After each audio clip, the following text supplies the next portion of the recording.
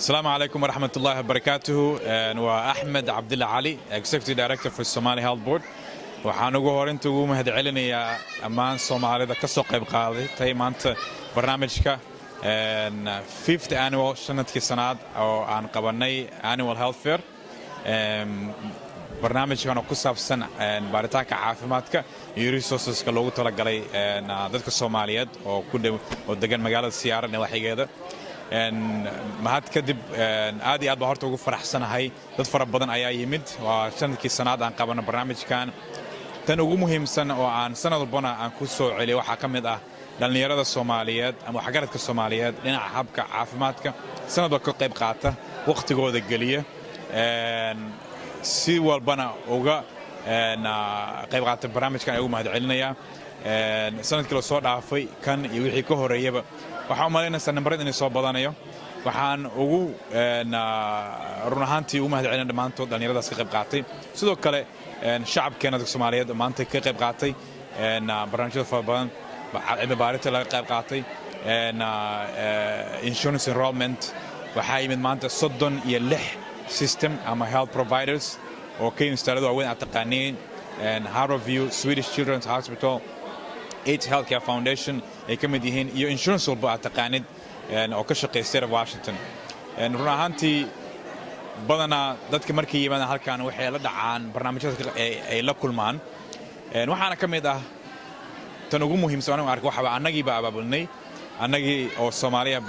barnaamijka soo qaban qaadanay annagii oo ka qayb qaadan dhaqaatiirteena Soomaaliyeed kalkaaliyaasha Soomaaliyeed dadka u shaqeeya public health ayaa ka mid ah marka aad baan ugu faraxsanahay run ahaantii assalaamu calaykum waraxmatullaahi wabarakaatuh ku soo dhawaada Somali Health Fair kii shanaad mase the 5th annual Somali Health Fair ay inoo soo qaban qaabisay Somali Health Board ama guddiga caafimaadka Soomaalida waxa ila jooga Cabdiwali Maxamed oo kamid ah dhalinyarada aabayaasha iyo madaxda Soomaalida magaalada degan Cabdiwali waa CPA certified public accountant wuxuuna leeyahay business kale oo dadka guryaha real estate-ka Cabdiwali fadlan ku soo dhawow bal dadka u sheeg wallahi waa markii shanaad waan ka qayb galo health fair kaaneeto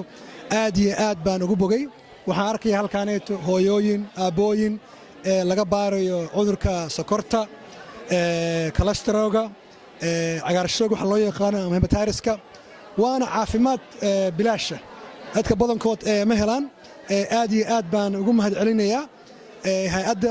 Somali Health Board عليكم waxaad ila joogtaa Safiya Xirsi Dooye oo ah Safiya waa madaxweyne ku xigeenka ururka guddiga caafimaadka Somali Health Board oo anigaba u shaqeeyo Safiya waxay ka mid tahay mataqaanaa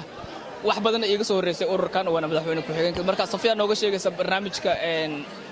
bandhig caafimaadka sanadlaha waxa uu yahay iyo inta sanad soo qabanay marka Safiya ku soo dhaw barnaamijka waa maasantahay maxaad bulshada la wadaagaysaa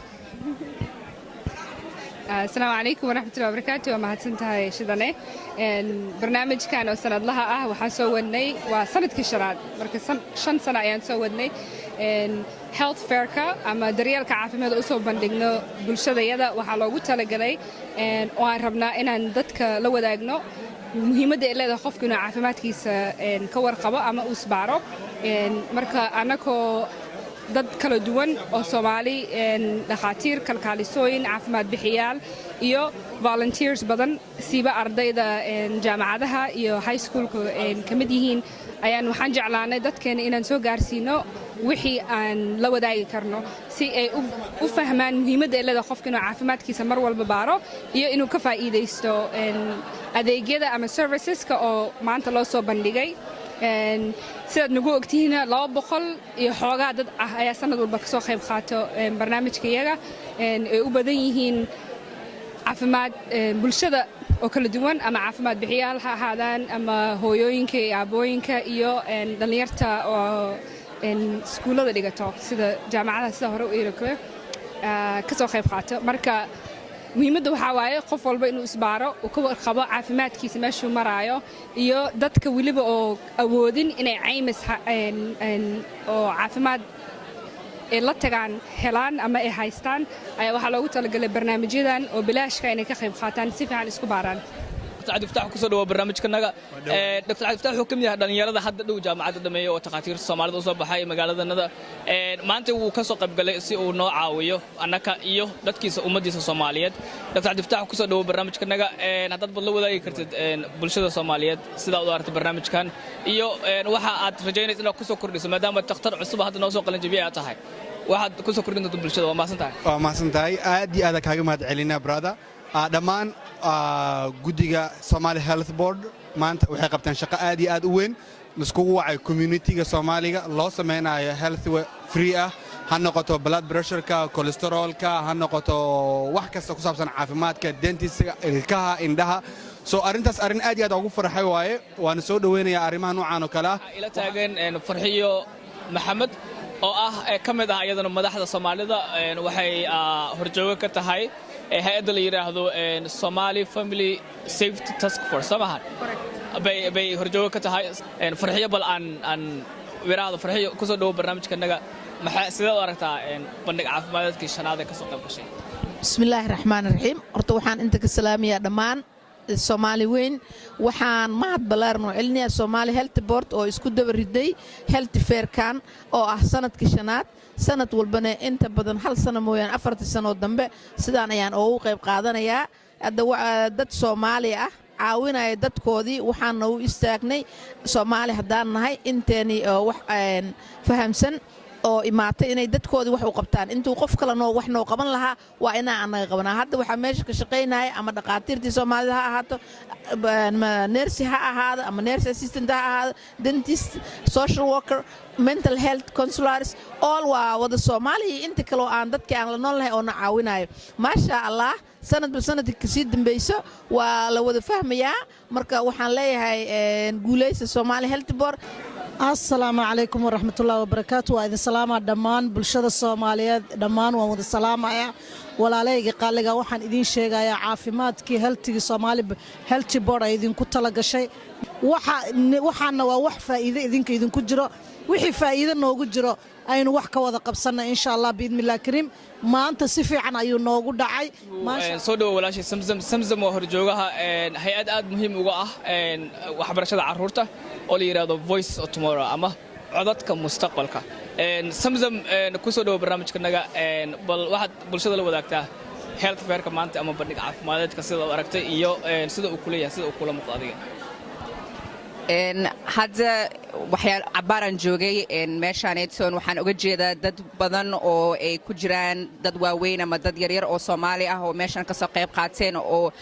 كهلين عافيمات يو information بدن أو أد ومهم سنن عافيمات كود أنا حتى لفت جيجا ليجا ليجا قاعدة so it was really good إن أنا أركم أركنا ماش عافيمات كيجا مريسو so ومهم community إن كسقيب قاتين but حددا أنا أركايو أدي أدا وفرح سنة وح أركايو دد بدن أنا كسقيب قاتين so أدا وما سنتاي فرصة ونكسن. This is my sister, a very valuable community member, Faiza Ibrahim. And Faiza, welcome to the show. And if you want to share the rest of the community about the event and how many more years did you come and attend this event? Well, I've been attending the health fair since my sister became a board member. My sister is actually a board member of Somali Health Fair. That's how I found out about it.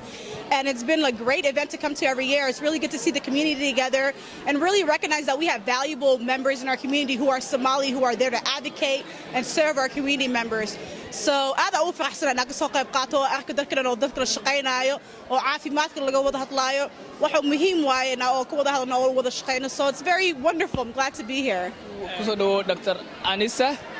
دكتور أنيسة إبراهيم وهي كم تهاي هالوضنادا Soomaaliyeed waa dhakhtar harbi u shaqeysa waxay kala ka mid tahay guddiga caafimaadka Soomaalida Somali Health Board oo maanta inuu soo gudbisay barnaamijkan quruxda badan Dr. Anisa maxaad ku leedahay bulshada Soomaaliyeed bulshada Soomaaliyeed waxa leeyahay ku soo dhawaada health fair keena sanad walba waxa rabnaayay inaad dadka Soomaaliyeed oo Seattle iyo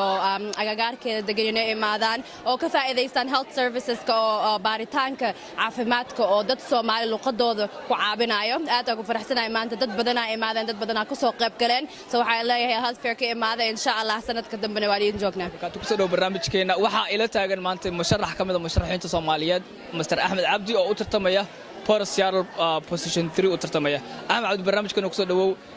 bulshada la wadaag health fair ka iyo sidaad u aragto waa mahadsantahay shidana aad iyo aad u mahadsantahay assalaamu calaykum waraxmatullahi wabarakaatu daawadayaasha oo waxaan macnaha idin salaamayaa salaanta qaaliga ah health fairkan waxyaaba cajiib ah waaye macnaha fursaddan aan haysanno haddeertaan haddii 6 sano gadaal loo fiiriyo ka hor ma aanan haysan marka waxay ku tusaysaa meeshaan ka imaanay iyo meesha hadda aan joognay inay farqi aad u kala weyn ay u dhaxayso gaar ahaan markaa fiiriso inta hay-adood oo caafimaadka ku shaqo leh oo halkan joogaan iyo sida ay u rabaan inay macnaha noo caawiyaan annaga haddaan nahay immigrantka haddaan nahay Soomaalida laakiinse waxaa muhiim ah inaan ogaanno yaa ka dambeeyey yaase maaragtay abaabulkan sameeyey yaana maxay ahayd ku mahadinaa ilaahay ka soko Somali Health Board waa maxay ahayd organization waqti yar jiro laakiinse intuu qabtay waa in aan la soo koobi karin waxaana aad iyo aad ugu mahad celinayaa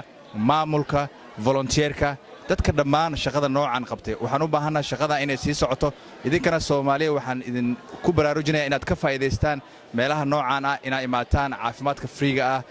oo maaragtay aad helaysaan iyo checking aad helaysaan inaad ka faa'iideystaan oo memberna aad ka noqotaan oo barnaamijkan hore u sii qaadaan waxa marti ah sharafnay ah inay maanta nala joogto soo boqoto walaashay ubax aadan oo marna ah team memberka marna ah hadda musharaxad u tartamaysa inay ka mid noqoto guddiga iskuulaadka degmada Takwila ubax ku soo dhawo barnaamijkanaga waxaad Soomaalida leedahay mahadsan tahay shidane wallahi maanta bandhigan oo ah bandhigii sanadlaha ahaa Somali Health Board ay mar walba soo bandhigto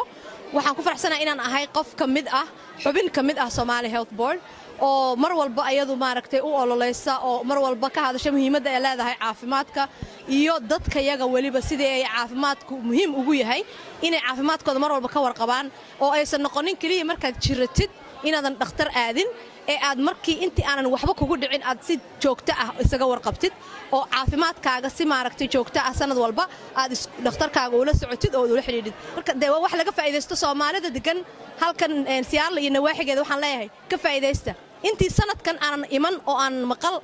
fadlan sanad walba imanaya November ee sanadka kale insha Allah u diyaar garooba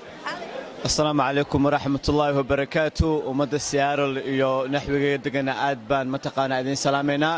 midda kale halkan waxa ka jiro program aad iyo aad u qurux badan oo la dhaho Somali Health Board waa mataqaana professionals Somali Health professionals oo isku imaatay mataqaana waxa waaye they working so hard to put their communities on the line so I encourage everyone to take advantage of this mataqaana and in a very great benefit that is going on. So thank you so much aad baadin mahad celinayna and thanks to everyone mataqaana oo ka soo qayb gaartaan as well walaalkay maxamed salaxli oo taqaano kusoo maxamed salaxli waa ownerka iyo waliba maareeyaha wax kasta isku rangareeya ama salaxli TV aad kaga barateen barnaamijyada Soomaalida ama horumarka Soomaalida inuu inii soo gudbiyo kuwa inta jooga iyo kuwa wadankii joogaba maxamed aad bay sharaf ugu tahay maanta inaan adigaba kula hadlayo oo taqaana wareysiga qaadayo ku soo dhawo barnaamijkan bal sawaarid ka war Somali Health Fair wallahi qaban qaabada horta soo qaban qaabastan shidana aad baa mahadsan tahay waxa kalkal baalkan nala jooga asna salaamaya marka qaban qaabada horta waa la dhacay sida ay u socotay ilaa hadda Somali Health Board dadkaas ku keenteen waa dad magaranaysa professionalkii Soomaalida waxa isku keenteen dadkii ajanibta hay'adaha kala duwanaa caafimaadka dadku u fidinaysaan wax oo dhan wax loo dhiga ma laha horta waa markii shanaad aad qabanaysaan aan filayaa marba markii dambaysa way sii kordhayaan waana aad baa uga helaa horta saawasho wadan waxa ila jooga Dr. Muno Cusman oo kamid ah taqaatiirta Somali Health Board waxayna kamid tahay howlwadeenada iyo guddiga Somali Health Board Dr. Muno ku soo dhawow barnaamijkan loogu talagalay Somali Health Fair ama bandhiga caafimaadka Soomaalida ee sanadlaha ah waxaad kamid tahay howlwadeenada soo qaban qaabay barnaamijkan sideed u aragtaa maanta barnaamijka soo dhacay والله si wacan buu noogu dhacay horta dadka sanadkan maanta I think inay soo bateen dadkii u shaqeynayeen inay soo bateen insha Allah next year waxa laga yaabaa inaan meesha sii weynayno marka kaalaya ka faa'iida si wacan baad maanta yeesheen classes baan dhignay way ka soo qayb galeen dumarka si wacan oo looga soo qayb galay idinka meesha idin joognaa ma sha Allah si wacan maanta looga faa'iideystay ku soo dhawo walaashay Fartuun Maxamed Fartuun waxa weeye dadkii bilaabay hay'ad aad muhiim uga ah Soomaalida oo la yiraahdo Somali Parents Education Board maanta oo ka soo qayb gashay sanado hore badan ka soo qayb gashay Somali Health Fair sidoo kula muuqda iyo maxaad la wadaagi lahayd bulshada Soomaaliyeed MashaAllah, Somali Health Board has been doing great for the last 5 years. Of Somali, it will be break. So, they've been doing a lot of really good job for the last 5 years. I've been a volunteer. Today, I'm here as a volunteer and also as a representative of Somali Parents Education Board. This is my brother Nasir Tura from the African Sports Federation. Nasir, welcome to the program and talk to us about what do you think this event, the 5th annual Somali Health Fair is, and what do you want to tell the rest of the African community services to to mimic this and try to do something like this for their communities? Well, Shidane, thanks for having me out here. This is one of the first event for me, to be part of, to come out here to see, especially our East African community, bringing such event to educate our community. I thought this was very important, and also that different organizations from different community that coming out here and to say, hey, we're also here to provide you. We are here to serve you. We are here. I've seen like over 40 of them out here at different tables. I thought this is very, very significant in our community, and I think different communities also, they have to mimic this. They have to duplicate this, and we need to have such program as this one, because health is very, very important for our community. Assalamu alaikum. Waxaa la yiraahdaa Liban Yusuf. Waxa ahay mental health therapist. Waxaa jooga the Somali Health Board Health Fair oo New Holly lagu dhigayo. Waxaa encourage garan lahaa Soomaalida oo dhan in mental health-ka la qarin oo la tago meelaha laga hayo, like Harvey way haysaa, Navos way haysaa, Sound Mental Health way haysaa. Marka qofka inteena ka sii darin in laga gaadho. Marka mental health-ka waxa weeyaan from childhood ilaa qofka markuu ka daqoobayo. Dadka autism-ka lehna waa la caawiyaa. Saas iyo nabadgelyo. Assalamu alaikum. My name is Nasra Umar. I am a community events coordinator for United Healthcare. Maanta waxaa ka qayb galnay Somali Health Board Fair. MashaAllah, maanta waxaa isku imaadeen community-ga Soomaalida dhan to educate community-ga about, chronic illness,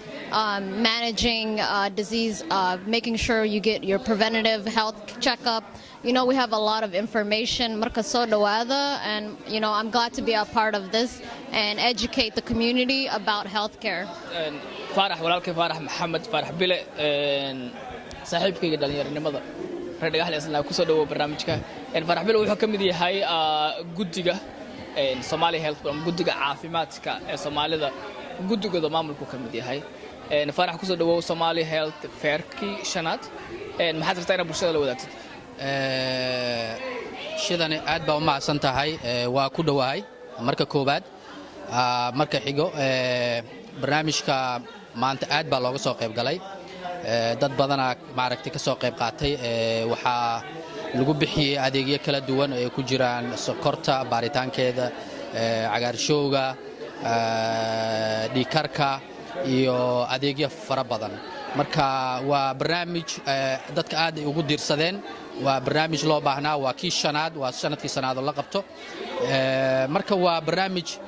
sii socon doono, waxaana ka muuqdo dhammaan bulshada dadkii waxtarka u lahaa, dhaqaatiirtii, social workeradii, public health. Marka waa intaasaan la wadaagi lahaa. Assalaamu calaykum. Magacaygu waxaa la yidhaha Xaawo Cali, Xaawo artist. Maanta waxaan joogaa goobtan caafimaadka oo health care-ka oo muxuu ahaa ii sheeg sanadkiiba mar la qabto.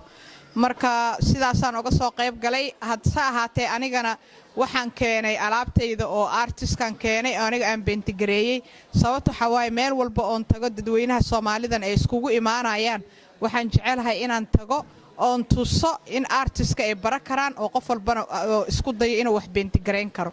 Marka maasha Allahu waa kaas.